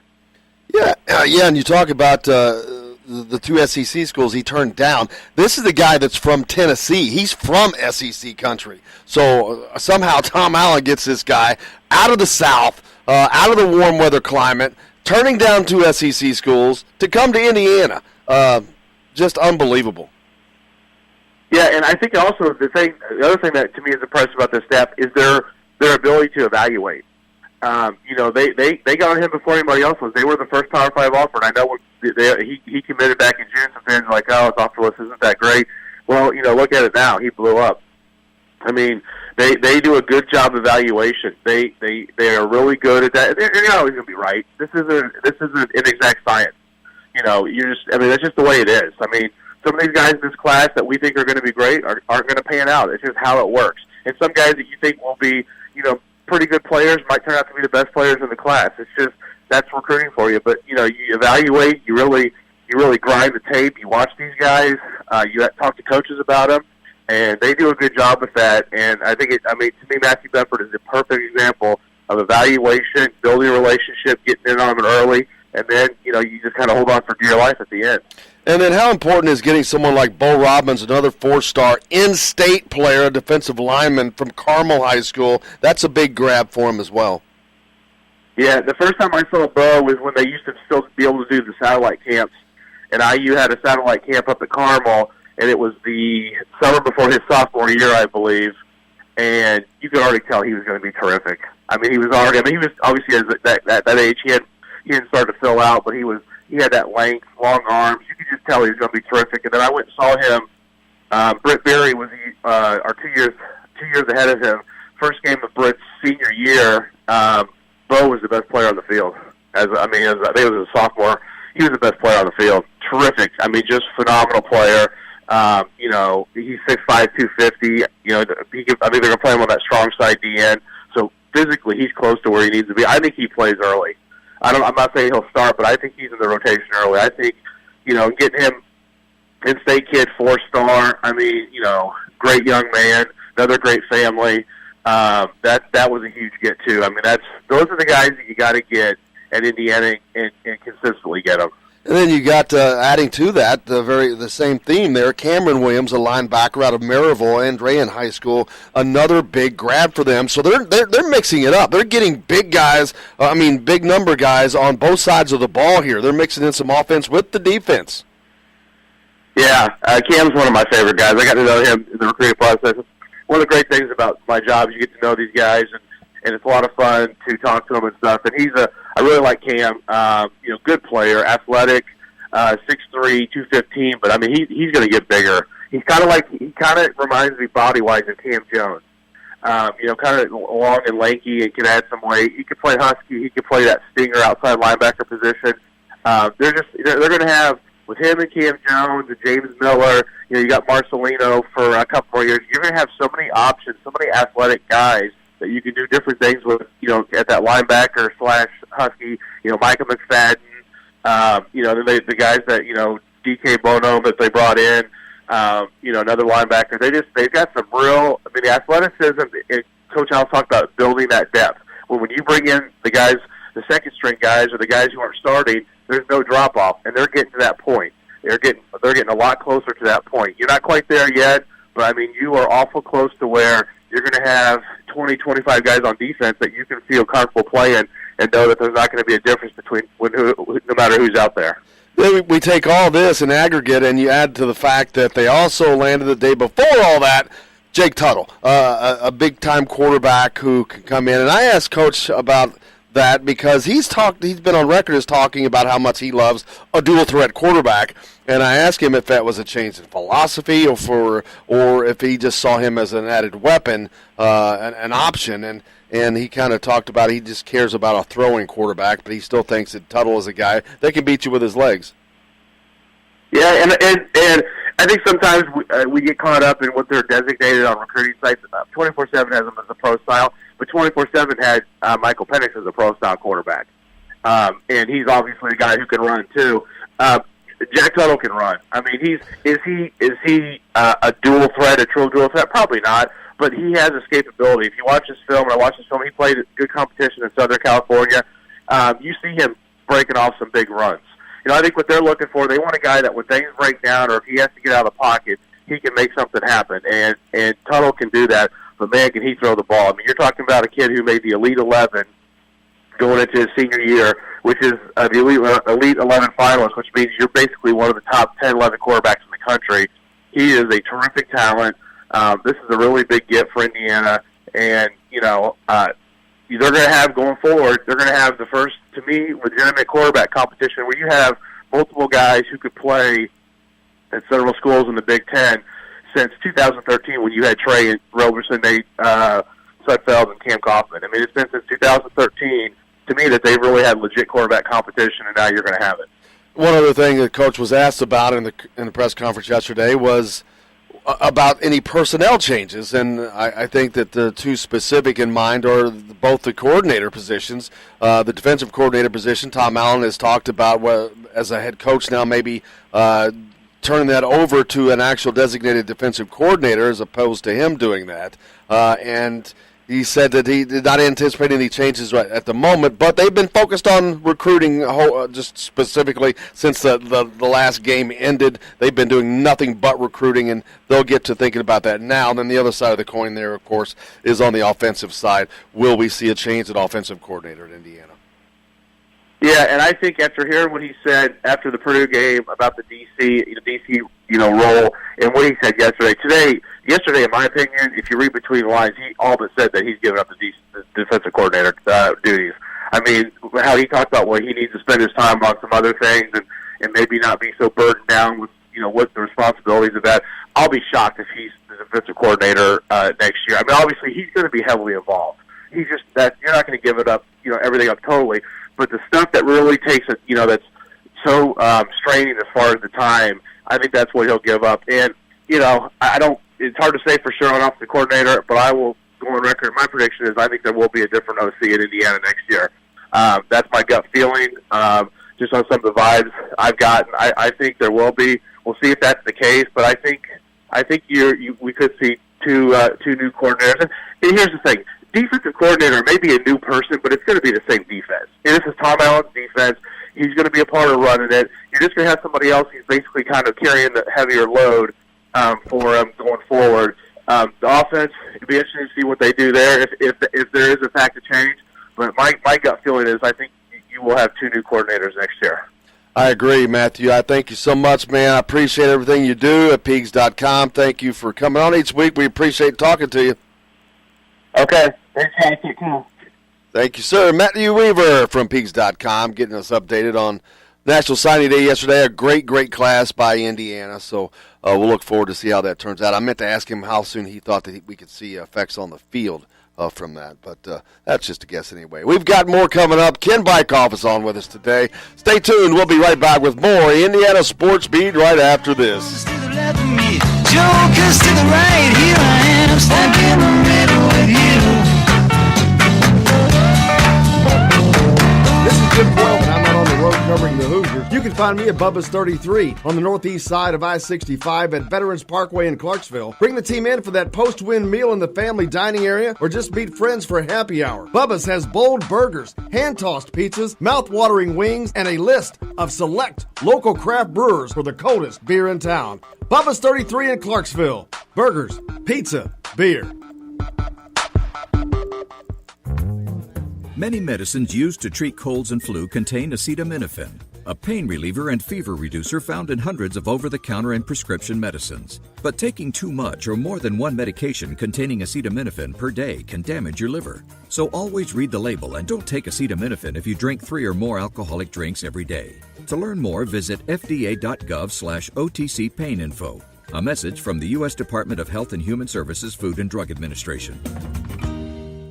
If you're a homeowner and have storm damage to your roof, you want a hometown contractor you can count on and trust. Brooks Roofing of New Albany has been doing quality work since 2006. Check out their work for yourself at brooksroofingin.com. No job is too big or too small, commercial or residential. Brooks Roofing is probably working in your neighborhood right now. Visit brooksroofingin.com or call 812-868-ROOF. That's 812-868-ROOF. Brooks Roofing, the protection you need when nature strikes.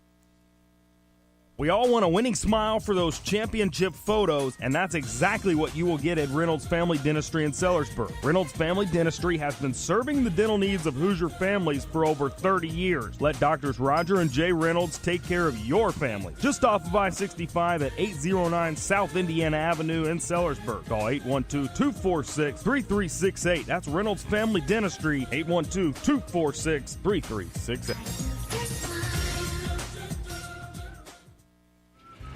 All right, crew, let's get her dug. Honey, want to give me a hand? I'm planting that tree, remember? No matter how large or small your digging project may be, no matter how urban or rural, you must always call 811 before any digging project. 811 is our national one-call number, alerting your local utility companies to come out and mark any lines they have near your dig site.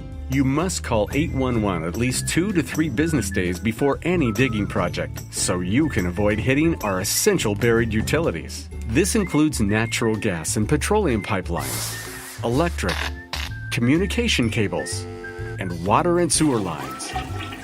So before you do this or this, make sure you do this. For digging projects big or small, make the call to 811. Brought to you by Common Ground Alliance. If you want to get your day off to a good start, then stop at Billy Joe's Gas and Food Mart on Highway 150 in Floyd's Knobs. While you're filling your gas tank, you could fill your own tank with a hot breakfast or try one of Billy Joe's daily lunch special. Billy Joe's Gas and Food Mart opens at 5 a.m. and everything is made fresh daily. And if you bring your own mug, coffee is only 50 cents. And Billy Joe's also has free air. The best place to start your day is at Billy Joe's Gas and Food Mart on Highway 150 in Floyd's Knobs. If you want the most comprehensive coverage of the Indiana Hoosiers, you need Indiana Sports Beat with Jim Coyle. Join us each Monday through Friday for interviews with the players and playmakers. Weekly guests like Don Fisher, Terry Hutchins, and Chronic Hoosier. We've got live reports from each game. No one gives you better coverage of Indiana athletics. Indiana Sports Beat with Jim Coyle is available on iTunes and Google Play. You can follow us on Facebook or at indianasportsbeat.com. Indiana Sports Beat with Jim Coyle. We don't miss a beat.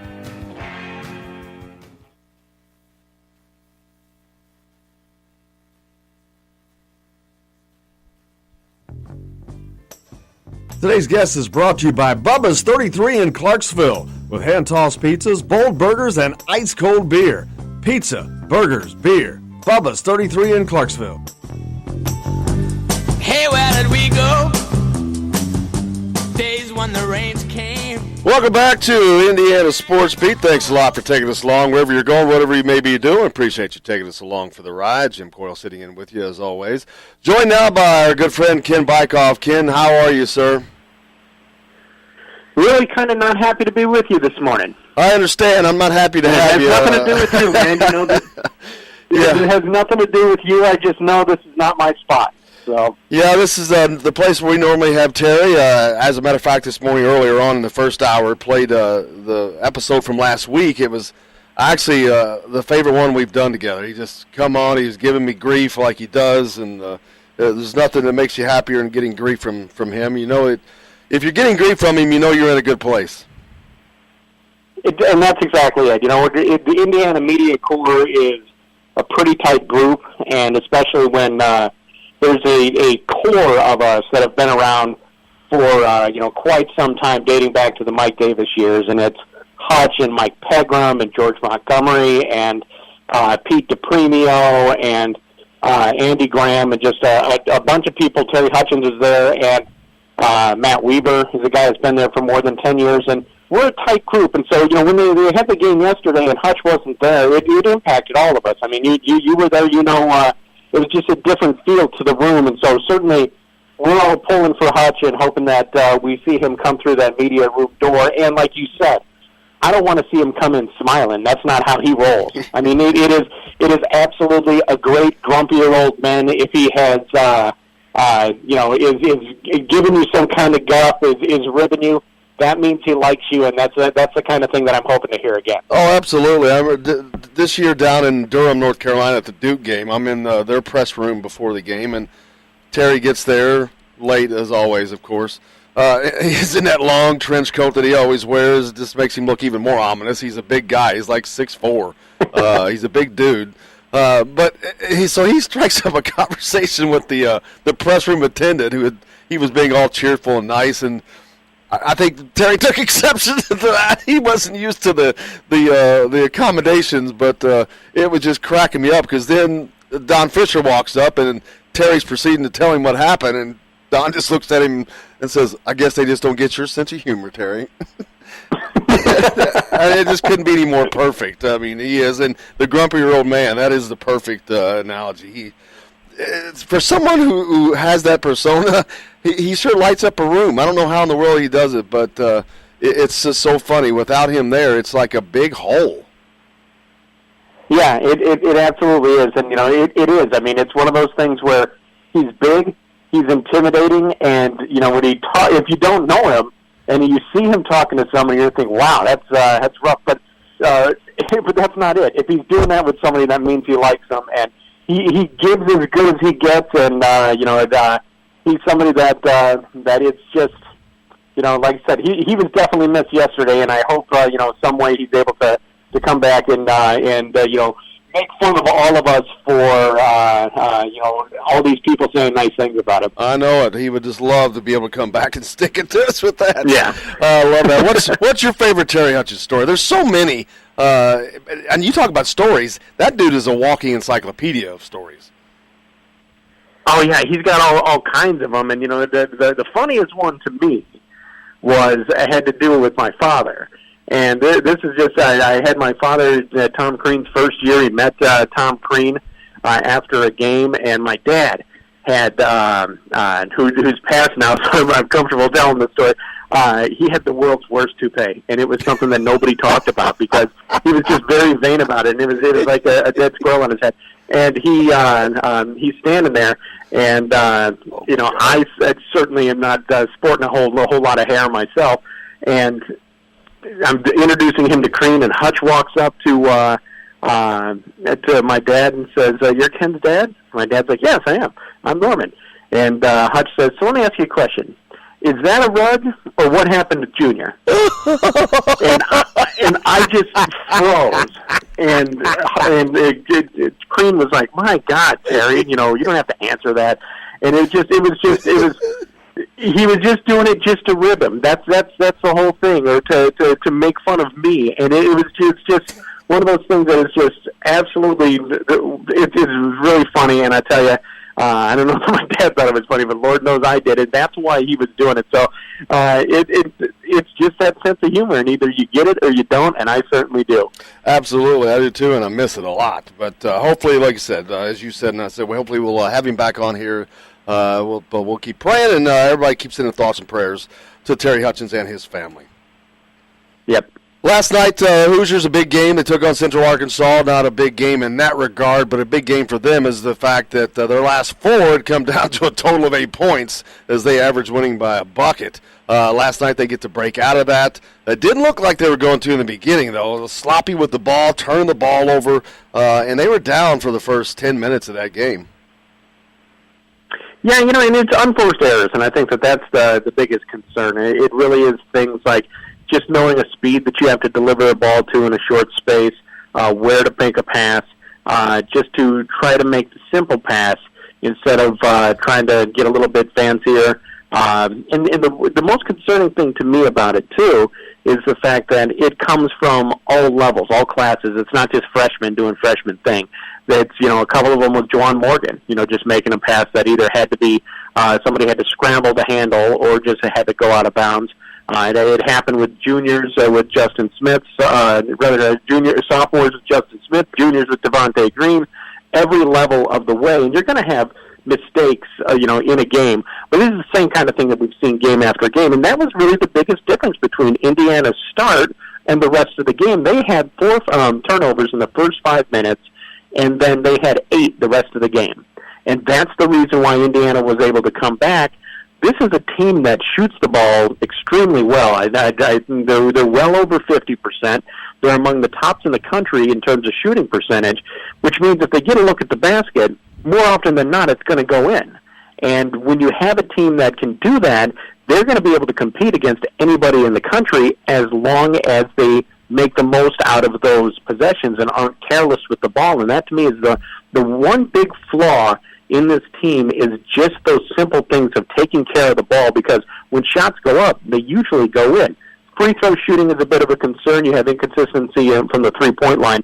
But to me, it really is just the turnover aspect of this that is the biggest difference. And we saw the difference in what Indiana plays like when they're careless with the ball early in the game yesterday.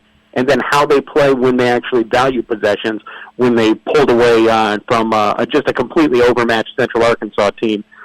To me, that's the lessons that this team has to learn going forward. And before we get back into Big Ten season, you only have one more game, and then there's a long time off.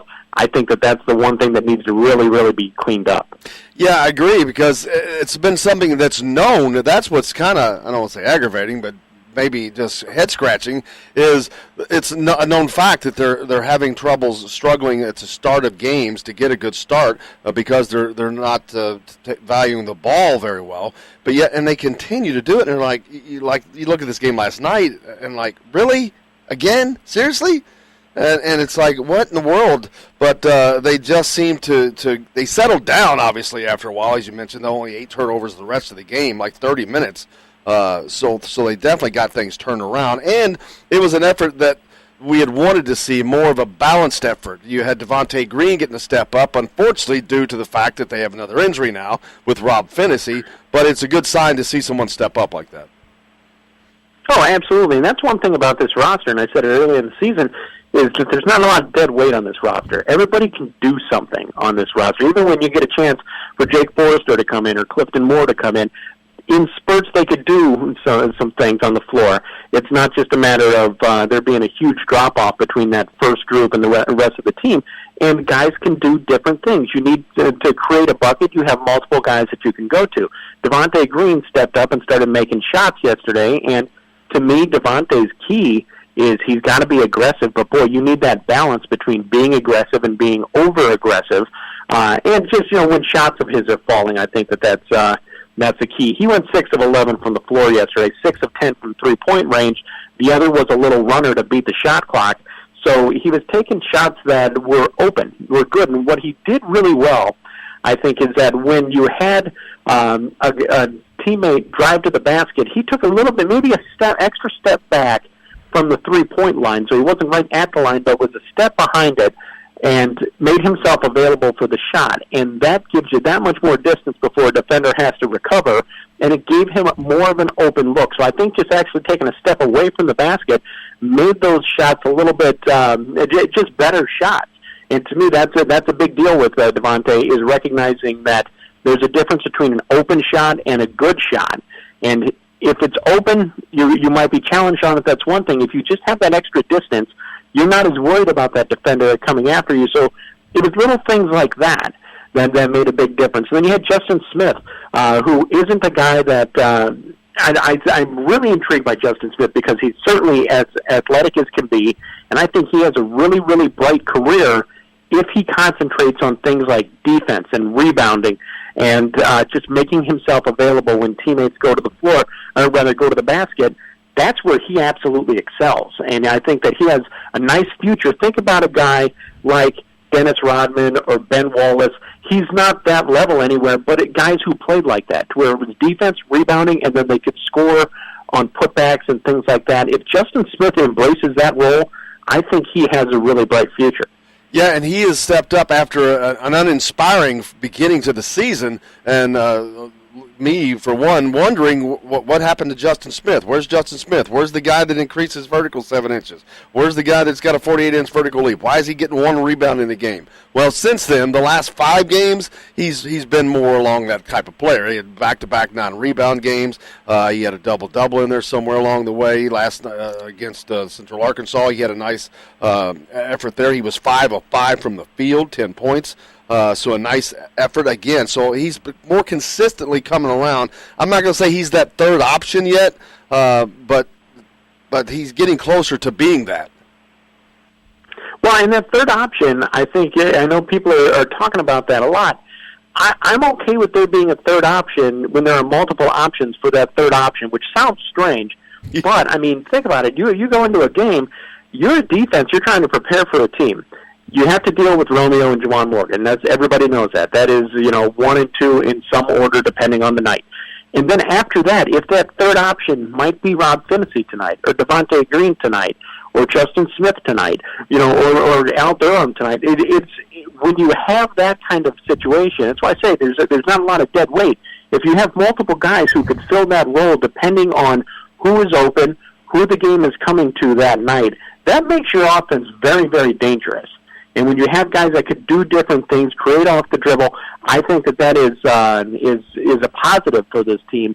It doesn't have to be a locked in, okay, this is our third option. Even if it takes the first couple of minutes of the game to figure out who that guy is, even if who that guy is changes from half to half, it makes your team that much more dangerous. The first step, though, is having guys who can do things like that, who can play that role inside of a game. And I think Indiana does have multiple guys who can do that. We got 2 minutes left, Ken. Got the book, you've been writing a book, Ken's working on a book about Indiana athletics from the earlier part of the last century. Sounds uninspiring from the face of it, but let me tell you, the stories that are in this thing are mind-boggling and funny and hilarious and just interesting. What's the best story that you haven't told us from the book? Boy, that's a good one. Just any good story, actually.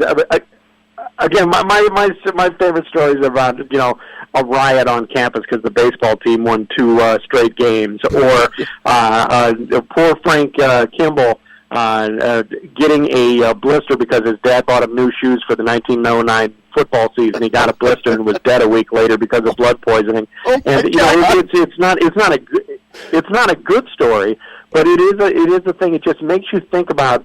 I'm so fascinated by the late 19th, early 20th century, and in the book covers from the start of IU athletics in 1867 to 1930, and it's a different time, but it wasn't that far ago. I mean, they had cars, they had electricity, so it wasn't like just where it's just circled the wagons for all of that time, and so that's what's really striking to me is that situation. A quick one. Why is it Indiana University and not the University of Indiana, despite what so many media people still say, when they mispronounce it? It's Indiana University, which Indiana is the only non-land grant university in the country to be have school name and then university. And it's just basically because the administration was lazy, because it started off as the State Seminary of Indiana, then it became Indiana College, and then when they moved on to being a university, they just said, we're already calling it Indiana College, so let's just say Indiana University. Pure laziness and why they didn't change it. Sounds great. Look forward to hearing that. When's the book coming out? Fall of 2019, so there's a wait there, but it's being printed in to go along with the bicentennial. So it's done. Oh, yeah, it's been at the publisher since July. All right, awesome. Well, looking forward to Can't wait to give away a copy here. I'm telling you, I've heard a lot more stories than we've been able to talk about here, and so I'm telling you, you're going to want to get this thing. It's incredible. Yeah, it's called Hoosier Beginnings, and I'm looking forward to it. Me as well. We'll make sure when that gets out, we'll make sure we talk about that. And all the book signings I'm sure you'll be doing all over the country. Ken, thank you so much for joining us, brother. I appreciate it. Oh, no. I appreciate you joining us as always. Thank you so much. Happy to join you. Take care. Thank you. Ken Bykoff, Peegs.com. Always happy to have Ken on. Just a great guy, a good friend of the show. Brought to you by, of course, Bubba's 33 of Clarksville. Pizza, burgers, beer. Great place to watch a game. No better place to watch a game, as a matter of fact. Check out the Indiana game on Saturday as they take on Jacksonville at Bubba's. You can listen to the radio broadcast right here as well. Don Fisher will have that call. Been a great show today. Ken Bykoff was just wrapped up with. Got to talk a little bit about Terry Hutchins, our good friend. Before that, Matt Weaver was on with us kindly, getting us updated on all the football signings. So we're pretty much wrapped up on that. We got more coming as that takes on 2 more days. But we'll be back tomorrow with Todd Leary. Make sure you stay tuned in. For Justin Kalen, I'm Jim Coyle, and I will see you on the radio.